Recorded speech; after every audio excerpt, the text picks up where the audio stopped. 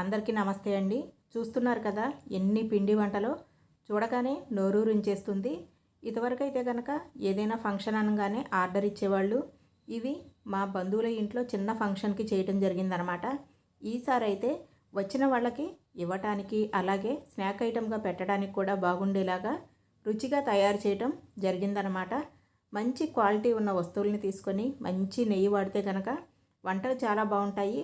ఇప్పుడైతే apartment culture పెరిగిన తర్వాత ఆర్డర్ ఇవ్వటం తెప్పించుకోవటం మొదలైంది. కానీ ఇదివరకైతే ఇంటి చుట్టుపక్కల ఉండేవాళ్ళు 4-5 కలిసి ఏ ఇంట్లో ఫంక్షన్ అయినా సరే తమ ఇంట్లోనే జరిగినట్లుగా అందరూ పూనుకుని చేసేవాళ్ళు.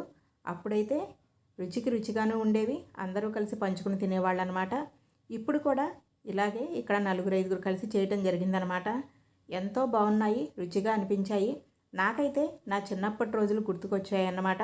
అప్పుడైతే సంక్రాంతికి ఎంతో బాగుండేది.